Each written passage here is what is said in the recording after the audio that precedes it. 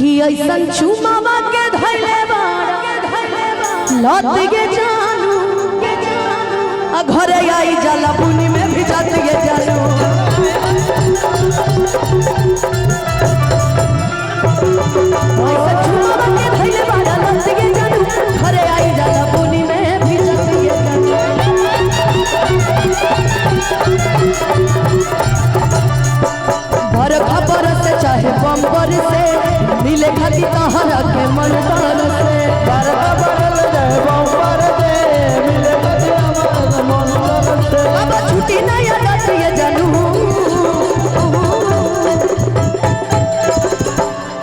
कि ऐसन चुमावा के धैले बाड़ा लत के जानू घरे आई जाला बुनी में चल ऐसा चुमावा के धैले बाड़ा लत के जानू घरे आई जाला बुनी में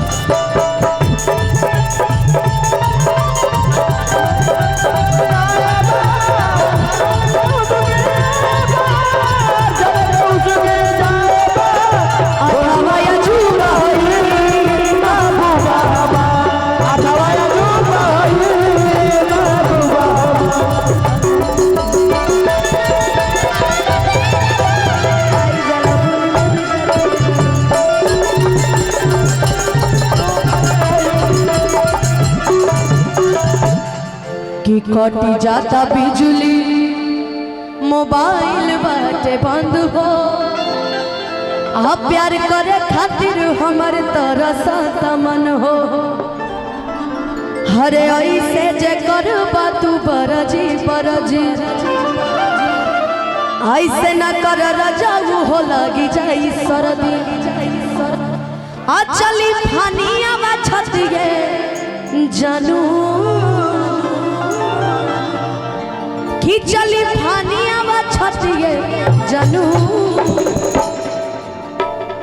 है ना देखा सुंदर है कि नहीं है ना आई रे दादा आधा हाँ आधा ना है तो कितनी अच्छी लग रही है पूरे गाल पे इसके बेचारी के पसीना हो गया देखो इधर कि ऐसा चुमावा के धैले बाड़ा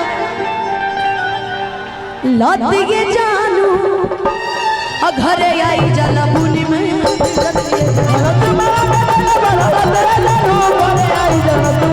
ऐसा चुमावा के धैले बाड़ा लत के जानू घरे आई जाला बुनी में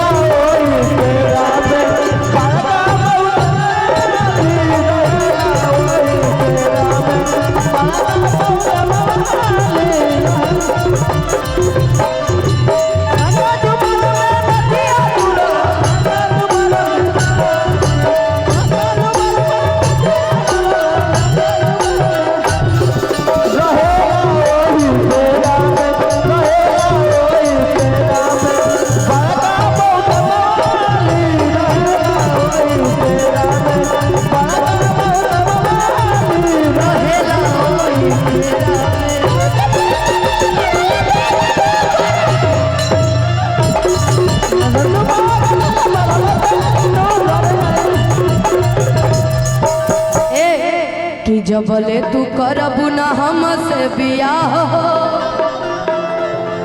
तबले त करब सुना तहरा के तबाह जे तने जबर बटे सवनौरी भादो ओ तने तू ढीठ सुदील टुनटुन यार की ढेर चोना मत करे जानू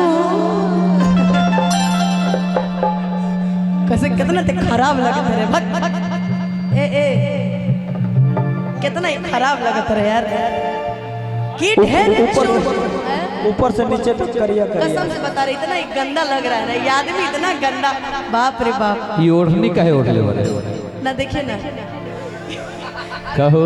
धन्यवाद भैया। मेरे जितने ड्रेसेस आते हैं अच्छा अच्छा जो पर्सनली मैं मंगवाती हूँ जो बुटीक से, ओके। सारे ड्रेस पहले ये ट्राई करता है फिर अरे क्या पहनता है। बात है। अभी आज का मेरा ड्रेस ये वो ट्राई किया था, कहाँ गया, चला गया, सूरज ट्राई किया है, फोटो दिखाएंगे। अच्छा कि ढेर चोन्हा मत कर ये जानू,